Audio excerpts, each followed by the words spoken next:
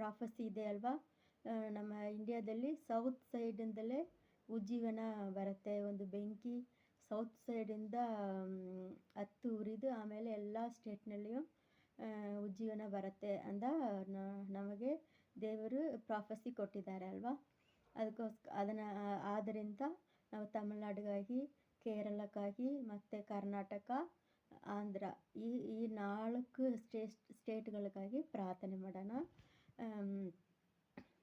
ಈಗ ನಾವು ಫಸ್ಟ್ ದೇವರ ವಾಕ್ಯವನ್ನು ನಾವು ನೋಡೋಣ. ಯಾಕಂದರೆ ಕೆಲವರು ಅವ್ರಿಗೋಸ್ಕರ ಪ್ರಾರ್ಥನೆ ಮಾಡಬಾರದು, ಅವ್ರಿಗಾಗಿ ಪ್ರಾರ್ಥನೆ ಮಾಡಿದರೆ ಅಷ್ಟೇ ಶತ್ರು ಹೋರಾಟ ಬರುತ್ತೆ ಅಂತ ಕೆಲವರಿಗೆ ಭಯ ಇರುತ್ತೆ ಅಲ್ವಾ.